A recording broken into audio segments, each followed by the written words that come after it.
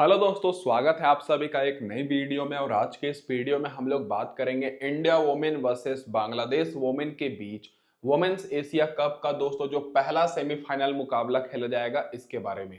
तो दोस्तों एक तरफ है इंडिया वोमेन की टीम जो कि लगातार 3 मुकाबला जीत कर क्वालिफाई की है, और दूसरी तरफ है दोस्तों बांग्लादेश वोमेन की टीम जो कि अपना पहला मुकाबला तो हार गई थी लेकिन अपना पिछला दोनों मुकाबला जीती हैं और अच्छी फॉर्म में है। तो दोस्तों इस वीडियो में हम लोग जानेंगे कौन से ऐसे 3-4 खिलाड़ी हैं बांग्लादेश वुमेन की तरफ से जो कि इस मुकाबले के लिए इंपॉर्टेंट हो सकती हैं, और क्या हमें इंडिया वुमेन की तरफ से 7 या 8 खिलाड़ी को अपनी टीम में रखना चाहिए या फिर नहीं रखना चाहिए, और क्या इस मुकाबले में इंडिया की तरफ से चेंजेस हो सकते हैं, और कैप्टन और वाइस कैप्टन दोस्तों हमें किसे बनाना है टॉस के हिसाब से। तो पूरी इंफॉर्मेटिव वीडियो रहेगी, तो बिना स्किप किए वीडियो को पूरा देखिए दोस्तों। तो गौर कीजिएगा, ये जो मुकाबला है ये दोस्तों 26 तारीख को दोपहर में 2 बजे से खेला जाएगा। जी हाँ दोस्तों, बिल्कुल सही सुने, ये दोपहर का मुकाबला है। और ग्राउंड की बात करें तो रंगरी डम्बुला इंटरनेशनल क्रिकेट स्टेडियम पर ये खेला जाएगा, जहां पर रिसेंट के सारे मैचेस हुए हैं। तो डायरेक्ट बात कर लेते हैं दोस्तों इस ग्राउंड की पिच रिपोर्ट के ऊपर। तो दोस्तों अगर इस ग्राउंड का अगर आप लोग पिच रिपोर्ट नोटिस करिएगा तो एक चीज देखने को मिलेगा कि अभी तक यहाँ पर वुमेन्स के जो T20 के मैचेस हुए हैं वो दोस्तों 15 हुए हैं, जिसमें से पहले बैटिंग करने वाली टीम 6 बार जीती है और चेस करने वाली टीम 9 बार। तो मैं आपको क्लियर कट यहाँ पर ये बता दूं कि जब टूर्नामेंट स्टार्ट हुआ था तो दोस्तों यहाँ पर टॉस जीतकर सभी लोग पहले गेंदबाजी करने का निर्णय ले रही थी, लेकिन रिसेंट में बांग्लादेश ने भी और इंडिया ने भी टॉस जीतकर पहले बैटिंग करने का निर्णय लिया। तो यहाँ पर जो भी टीम टॉस जीतेगी पहले बैटिंग कर सकती है। एवरेज स्कोर यहाँ पर आपको 150 के आसपास नहीं तो 150 के ऊपर ही देखने को मिलेगा, क्योंकि दोनों टीम्स के बैट्समैन अच्छे फॉर्म में हैं। और हाईएस्ट स्कोर यहाँ पर इंडिया वुमेन ने इस सीरीज में 201 रन की बनाई है, और मलेशिया वुमेन दोस्तों 40 रन पर इनका लोएस्ट स्कोर है। और स्कोरिंग पैटर्न देखिएगा तो दोस्तों यहाँ पर ज्यादातर स्कोर दोस्तों जो हुए हैं वो 150 के नीचे हुए हैं 11 बार। 150 और 70 के बीच में एक भी बार स्कोर नहीं बना है। 170 और 90 के बीच में 2 बार, और 190 के ऊपर 2 बार स्कोर गया है। तो क्लियर कट मैं आपको यहाँ पर ये बता दूं कि अगर इंडिया वुमेन की टीम पहले बैटिंग करती है तो हाई स्कोरिंग मैच हो सकता है, और नहीं तो बांग्लादेश वुमेन की टीम पहले बैटिंग करती है तो 150 के नीचे ही सिमट सकती है। अब इसके बाद डायरेक्ट बात कर लेते हैं दोस्तों यहाँ पर जो रिसेंट के 3 मुकाबले वुमेन्स एशिया कप का दोस्तों जो खेला गया इसके पूरे स्टैट्स के ऊपर। तो दोस्तों जो पिछला मुकाबला यहाँ पर खेला गया जिसमें दोस्तों थाईलैंड वोमेन ने 93 रन की टारगेट दी थी, और श्रीलंका वोमेन बहुत ही आसानी से टारगेट चेस कर ली और 10 विकेट से जीती दोस्तों, जिसमें फास्ट बॉलर को 1 विकेट मिला और स्पिनर्स को 5 विकेट। तो दोस्तों यहाँ पर स्पिन बॉलर को बहुत ही मदद मिल रही है। उससे पहले बांग्लादेश वोमेन ने 191 रन का टारगेट दिया था पहले बैटिंग करते हुए, जो कि मलेशिया वोमेन चेज नहीं करने पाई। 114 रन से बांग्लादेश वोमेन जीती, जिसमें फास्ट बॉलर को मात्र 3 विकेट मिली और स्पिनर्स को 6 विकेट। और उससे पहले इंडिया वोमेन और नेपाल वोमेन का मुकाबला हुआ था, जिसमें इंडिया वोमेन 82 रन से जीती, और इस मुकाबले में भी इंडिया वोमेन टॉस जीतकर पहले बैटिंग की थी, जिसमें फास्ट बॉलर को 6 विकेट मिली और स्पिनर्स को 5 विकेट। तो रिसेंट के 3 मुकाबले अगर आप लोग गौर करिएगा तो बांग्लादेश वोमेन और इंडिया वोमेन ने पहले टॉस जीतकर बैटिंग की थी और हाई स्कोरिंग मैच हुआ, बाकी अपने अपोनेंट को जल्दी आउट कर दी, और स्पिनर्स को काफी मदद मिल रही है। और टोटल रिसेंट के 3 मुकाबले मिलाकर स्पिन बॉलर को 16 विकेट मिली है दोस्तों, और फास्ट बॉलर को 10 विकेट। तो यहाँ पर दोनों टीम्स में बेहतरीन स्पिन बॉलर आपको देखने को मिलेंगी। तो कौन से स्पिन बॉलर को कैसे टॉस के हिसाब से लेना है वो तो मैं आपको अभी बताऊंगा ही। साथ में अगर आप लोग देखिएगा तो रिसेंट के 3 मुकाबले में फर्स्ट इनिंग में फास्ट बॉलर को 5 विकेट मिली और स्पिनर्स को 6 विकेट, और सेकेंड इनिंग में फास्ट बॉलर को मिली है दोस्तों 5 विकेट और स्पिनर्स को 10 विकेट। तो जो टीम सेकेंड इनिंग में बॉलिंग कराएगी उनके आपको स्पिनर्स पर थोड़ा ज्यादा फोकस करना है। तो दोस्तों ये हो गई यहाँ पर हमारी पूरी डिटेल पिच रिपोर्ट। अब इसके बाद डायरेक्ट बात कर लेते हैं यहाँ पर हेड टू हेड रिकॉर्ड्स के ऊपर। तो दोस्तों हेड टू हेड रिकॉर्ड आपको देखने को मिलेगा कि दोनों टीम्स के बीच अभी तक वुमेन्स के T20 इतिहास में यहाँ पर 15 मुकाबले हुए हैं, जिसमें से इंडिया वुमेन 12 बार जीती है, और यहाँ पर बांग्लादेश वुमेन 3 बार। गलती से दोस्तों यहाँ पर नेपाल लिख दिया है, लेकिन दोस्तों यहाँ पर बांग्लादेश वुमेन रहेगा, जो कि दोस्तों अभी तक मात्र 3 ही बार जीती हैं। तो यहाँ पर इंडिया वुमेन का हेड टू हेड में पकड़ा बहुत ज्यादा भारी है। रिसेंट फॉर्म देखिएगा तो इंडिया वुमेन अभी रिसेंट में 3 मुकाबला खेली है इस सीरीज में वुमेन्स एशिया कप का, तीनों मुकाबला जीती है। और वहीं बांग्लादेश वुमेन दोस्तों अपना पहला मुकाबला हारी थी लेकिन अपना पिछला मुकाबला जीती हैं, तो अच्छी फॉर्म में ही है। लेकिन इंडिया वुमेन का कहीं ना कहीं पकड़ा बहुत ज्यादा भारी है। तो दोस्तों अब इसके बाद डायरेक्ट बात कर लेते हैं यहाँ पर कि क्या रहेगी इस मुकाबले में इंडिया वोमेन की प्लेइंग 11, जो कि दोस्तों पिछले मुकाबले में पूजा वस्त्राकर और हरमनप्रीत कौर दोस्तों नहीं खेली थी। तो इस मुकाबले में वापसी करेंगी। तो ओपनिंग करते हुए आपको सिफाली वर्मा और स्मृति मंदाना दिखेंगी। पिछले मुकाबले में स्मृति मंदाना जो नए प्लेयर्स थी उनको मौका दिया गया, इसीलिए बैटिंग करने नहीं आई थी।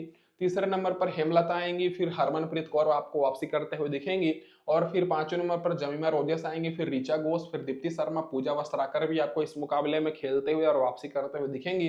फिर राधा यादव, रेणुका सिंह ठाकुर और तनुजा कन्वर। तो दोस्तों इस मुकाबले में तनुजा कन्वर की जगह पर रेड्डी को नहीं तो दोस्तों श्रियंका पाटिल को खिलाया जा सकता है, लेकिन ज्यादा चांसेस है कि तनुजा कन्वर ही खेलेंगी। पावर प्ले में आपको 1 से 6 ओवर के बीच में रेणुका सिंह ठाकुर 3 ओवर बॉलिंग कराते दिखेंगे और पूजा वस्त्राकर 2 ओवर, और आखिरी ओवर में यहाँ पर पूजा वस्त्राकर और राधा यादव बॉलिंग कराते हुए दिखेंगी। तो ये होगी दोस्तों यहाँ पर इंडिया वुमेन की पूरी प्लेइंग 11। अब दोस्तों इन सारे प्लेयर्स के रिसेंट फॉर्म और head to head record discuss करने से पहले मैं आप सभी को एक चीज ये बोल दूं कि जो लोग भी भाइयों अभी तक हमारे टेलीग्राम चैनल पर ज्वाइन नहीं किए हैं, लिंक दोस्तों मैंने डिस्क्रिप्शन में दिया है, यहाँ पर फटाफट से जुड़ जाइए, क्योंकि यहाँ पर आपको बिल्कुल फ्री में टीम्स मिलेगी, और टीम्स के साथ साथ दोस्तों पिच रिपोर्ट, बैटिंग ऑर्डर, तो बहुत सारे लोग जुड़े हुए हैं। और चैनल पर अब दोस्तों पहली बार आए तो सब्सक्राइब जरूर कर दीजिएगा, ताकि आगे के सारे अपडेट्स आपको सबसे पहले मिले, और नोटिफिकेशन बेल को ऑन कर लीजिएगा, ताकि जब भी मैं वीडियो अपलोड करूं आपको सबसे पहले नोटिफिकेशन जाए। अब इसके बाद डायरेक्ट बात कर लेते हैं दोस्तों यहाँ पर इंडिया वुमेन की जो प्लेइंग 11 रहेगी उनकी सारे प्लेयर्स का रिसेंट फॉर्म के ऊपर। तो सबसे पहले ओपनर की बात करें तो शेफाली वर्मा और स्मृति मंदाना ओपनिंग करते हुए दिखेंगी, और पिछले मुकाबले में शेफाली वर्मा बहुत ही शानदार परफॉर्मेंस की थी और हमारी दोस्तों टीम में भी थी, और पिछले मुकाबले में इन्होंने 81 रन की पारी खेली है, और उससे पहले 37 रन और 40 रन। तो जो 3 मुकाबले हुए हैं लीग फेज के, बहुत ही शानदार इन्होंने परफॉर्मेंस किया है। रिसेंट में देखा जाए तो 71 रन, 44 रन, 51 रन, फिर दोस्तों 27 रन की भी इन्होंने पारी खेली है। हालांकि दोस्तों वो सब पारी छोड़ दिया जाए, रिसेंट की 3 ही पारी अगर आप लोग देखिएगा तो बहुत अच्छी फॉर्म में है। तो एक बार फिर से मैं आपको एक चीज क्लियर कर दूं कि अगर इंडिया वुमेन की टीम पहले बैटिंग करती है, तब दोस्तों इस मुकाबले में सिफाली वर्मा और स्मृति मंदाना दोनों कैप्टन और वाइस कैप्टन के लिए बेहतरीन ऑप्शन रहेंगी। स्मृति मंदाना पिछले मुकाबले में बैटिंग नहीं की थी, लेकिन उससे पहले 13 रन और 45 रन की पारी खेल चुकी हैं इस सीरीज में, और रिसेंट में दोस्तों 54 रन, 46 रन, 47 रन की भी इन्होंने पारी खेली है।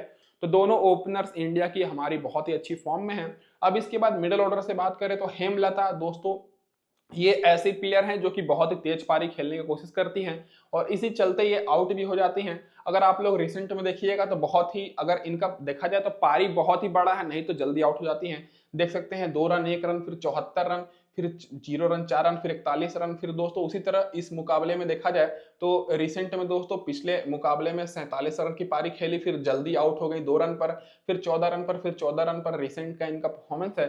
तो अगर आप लोग डी हेमलता को लेते हैं तो दोस्तों आप लोग तभी लीजिएगा जब इंडिया की टीम पहले बैटिंग करे, नहीं तो चेस करते समय आप लोग इनको ड्रॉप कर सकते हैं, और डी हेमलता की जगह पर आप लोग हरमनप्रीत कौर पर फोकस कर सकते हैं, क्योंकि बहुत ही एक्सपीरियंस वाले खिलाड़ी हैं और इनका बांग्लादेश के खिलाफ अलग ही रिकॉर्ड है और बहुत ही अच्छा परफॉर्मेंस करती हैं। पिछले मुकाबले में नहीं खेली थी, लेकिन उससे पहले 66 रन की पारी इन्होंने खेली है, फिर रिसेंट में 5 रन नॉट आउट, और उससे पहले 39 रन, 30 रन, 35 रन, फिर दोस्तों 95 रन, 30 रन। मतलब इन्होंने हर मुकाबले में अपने आप को साबित किया है और अच्छा परफॉर्मेंस की है।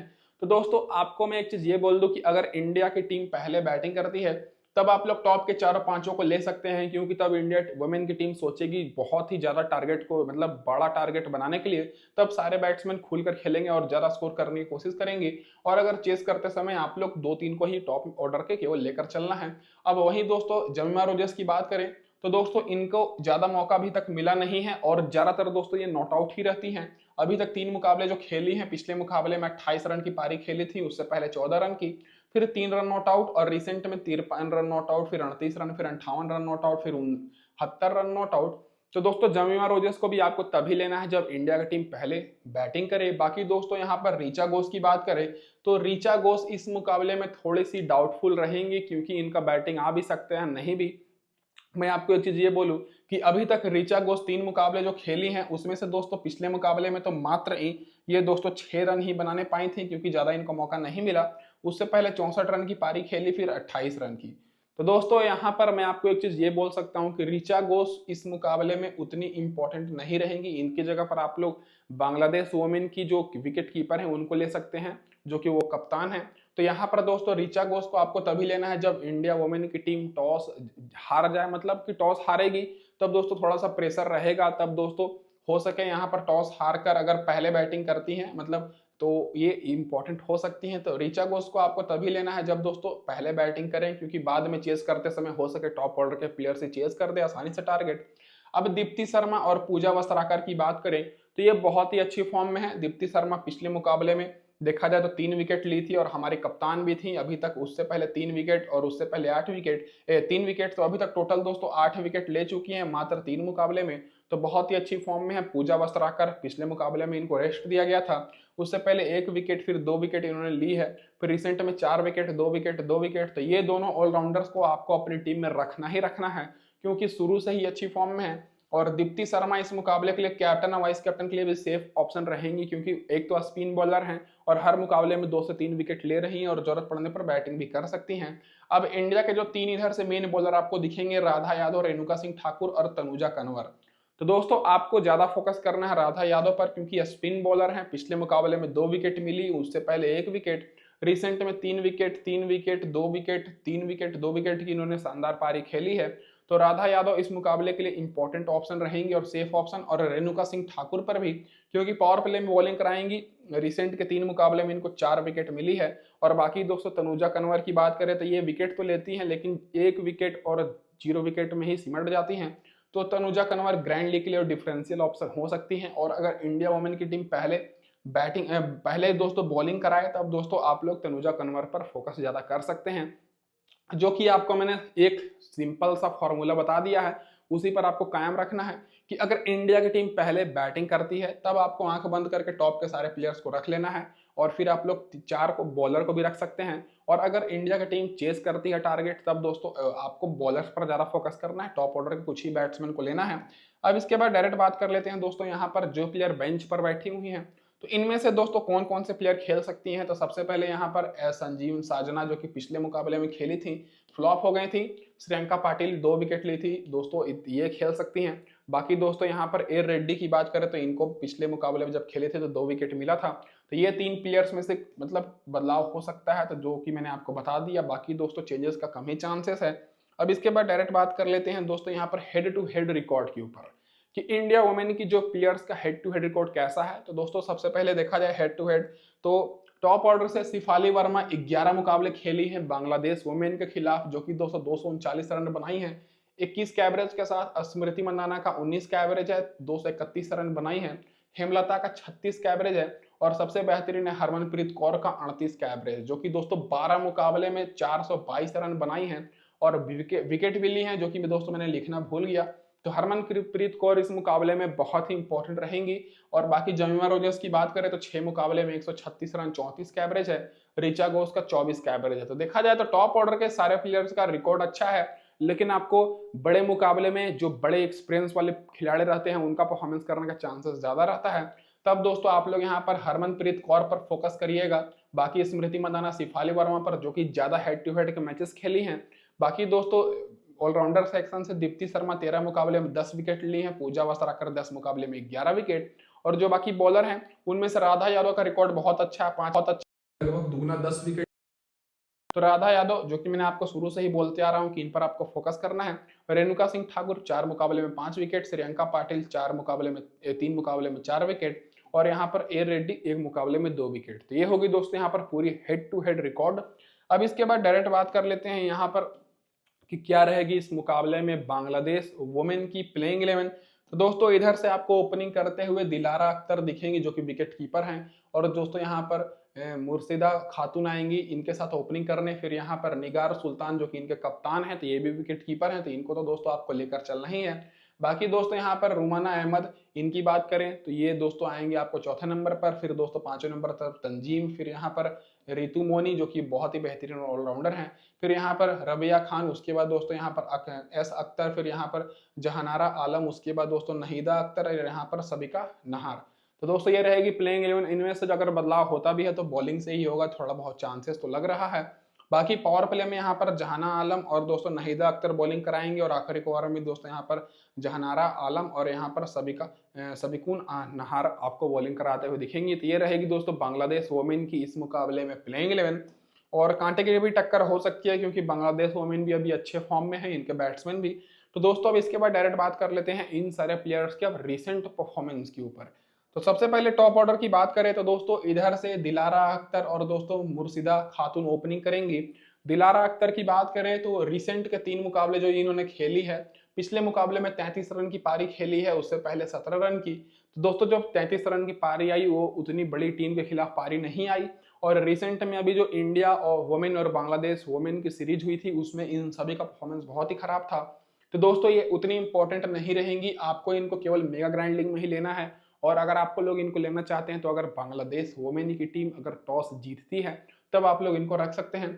मुर्शिदा खातून की बात करें तो ये दोस्तों बहुत ही अच्छी फॉर्म में है, पिछले मुकाबले में 80 रन की पारी खेली थी, उससे पहले 50 रन की। रिसेंट में इनका कुछ खास रिकॉर्ड नहीं है, केवल 46 रन और 62 रन 2 ही मुकाबले में अच्छा परफॉर्मेंस किए हैं। लेकिन इस एशिया कप में इन्होंने अच्छा परफॉर्मेंस किया है, तो प्रभावित किया है, तो इनको आप लोग अपनी टीम में जरूर रखिएगा। तो ये दोस्तों सेफ ऑप्शन रहेंगे मुर्शिदा खातून और बाकी दिलारा अख्तर ग्रैंड लीग में आप लोग उनको ले सकते हैं। अब दोस्तों यहाँ पर निगार सुल्ताना की बात करें जो कि कप्तान है, तो इन्होंने दोस्तों पिछले मुकाबले में 62 रन की पारी खेली, उससे पहले 48 रन की। तो दोस्तों यहाँ पर मिडिल ऑर्डर से इन 2 प्लेयर्स पर आपको बहुत ज्यादा फोकस करना है, मुदिरसरा खातून और दोस्तों निगारा सुल्तान, क्योंकि यही दोनों दोस्तों बैटिंग लाइनअप की बैकबोन है, तो इन पर आपको बहुत ज्यादा फोकस करना है। अगर ये दोनों आउट हो जाती हैं तब सब समझिए कि इनका बैटिंग लाइनअप पूरी कोलैप्स कर जाएगी। बाकी दोस्तों रुमाना अहमद की बात करें तो पिछले मुकाबले में कुछ खास परफॉर्मेंस नहीं था, ऑलराउंडर हैं। तो दोस्तों इस देखा जाए तो इस एशिया कप में तीनों मुकाबले में 10 से ऊपर अभी तक स्कोर नहीं किए और विकेट भी नहीं मिला है, तो ये उतनी इंपॉर्टेंट नहीं रहेंगे, तो इनके ऊपर आपको ज्यादा फोकस नहीं करना है। अब दोस्तों यहाँ पर इस्मा तंजीम की बात करें तो अभी तक 2 ही मुकाबले इन्होंने खेली है, पिछले मुकाबले में भी मात्र 16 रन और उससे पहले 0 रन की पारी खेली है इस एशिया कप में, तो ये भी उतनी इंपॉर्टेंट नहीं रहेंगी। फिर रितु मोनी की बात करें तो पिछले मुकाबले में 1 विकेट मिला, फिर 2 विकेट, फिर 237 रन।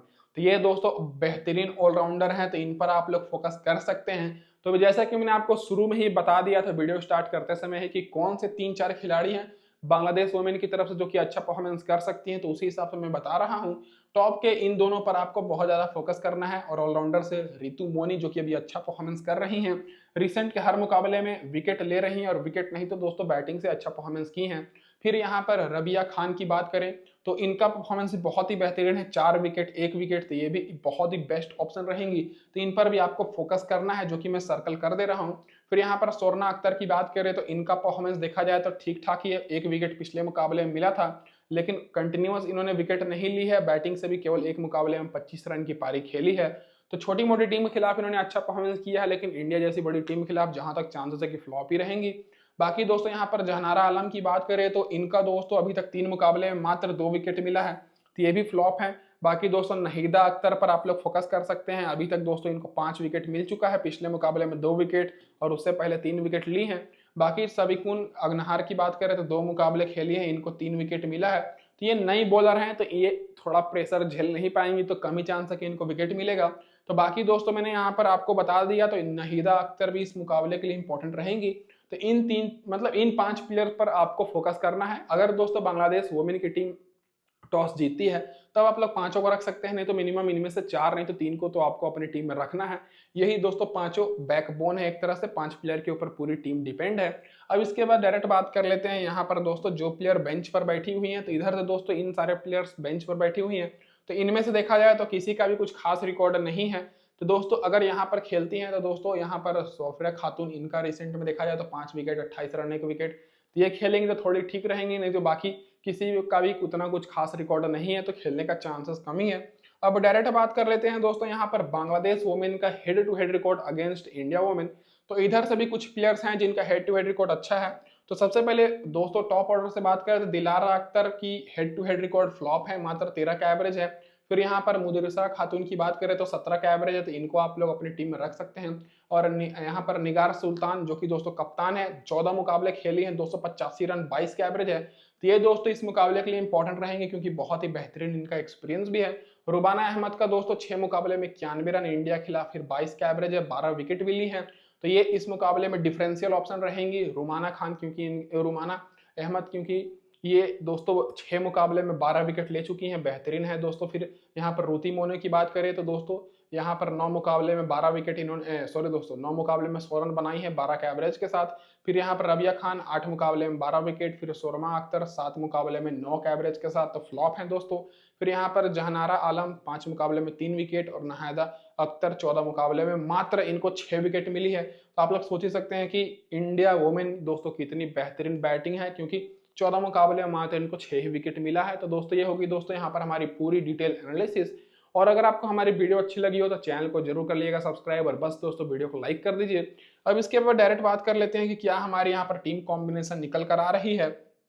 तो दोस्तों ये रहेगी हमारे यहाँ पर टीम कॉम्बिनेशन, और इस टीम में 1-2 बदलाव हो सकते हैं जो कि मैं आपको टेलीग्राम पर बताऊंगा टॉस के बाद। और जो हमारे स्पेशल ट्रम्प प्लेयर रहेंगे वो भी आपको टेलीग्राम पर मिलेगी। विकेट कीपर से मैं यहाँ पर ऋचा घोष को नहीं रख रहा हूँ, क्योंकि 2-3 मुकाबले में 2 मुकाबले में फ्लॉप ही रही हैं और उनको ज्यादा मौका भी नहीं मिला है। यहाँ पर मैं एन सुल्ताना को रख रहा हूँ जो कि कप्तान है। हरमनप्रीत कौर, स्मृति मंदाना, सिफाली वर्मा को मैंने लिया है बैटिंग सेक्शन से। यहाँ पर मैं एम खातून को रख रहा हूँ। तो एम खातून और एन सुल्ताना यही दोनों दोस्तों बेस्ट इनकी बैटिंग लाइनअप में है, जो कि अभी अच्छे परफॉर्मेंस कर रही हैं। ऑलराउंडर से दीप्ति शर्मा को मैंने कैप्टन किया है, बाकी रितु मोनी को मैं रख रहा हूँ, पूजा वस्त्राकर को, और यहाँ पर मैं एन अख्तर को लिया हूँ, रेणुका सिंह ठाकुर और पूजा यादव को। तो दोस्तों ये हो गई यहाँ पर हमारी पूरी दोस्तों यहाँ पर टीम कॉम्बिनेशन। और इस टीम में आप लोग बदलाव करना चाहें तो दोस्तों यहाँ पर एन अख्तर नहीं तो आर मोनी की जगह पर आप लोग यहाँ पर रख सकते हैं ऋचा घोष को, नहीं तो हेमलता को, नहीं तो दोस्तों यहाँ पर तनुजा अख्तर, जो कि टॉस के हिसाब से 1-2 प्लेयर रोटेट हो सकते हैं। फिलहाल दोस्तों ये जो हमारी टीम रहेगी पूरी सेफ टीम रहेगी। और अगर आप लोग ग्रैंड लीग में जाना चाहते हैं तो स्मृति मंदाना नहीं तो हरमनप्रीत कौर, इन दोनों में से आप किसी एक को कैप्टन कर सकते हैं ग्रैंड लीग में। दोनों का चांसेस बहुत ज्यादा है इस मुकाबले में परफॉर्मेंस करने का। तो ये दोस्तों हमारी रहेगी फिलहाल के लिए फाइनल टीम कॉम्बिनेशन। तो इससे भी बेहतरीन टीम पाने के लिए आप लोग टेलीग्राम पर जुड़ जाइए। धन्यवाद दोस्तों वीडियो देखने के लिए। इस वीडियो में बस इतना ही दोस्तों।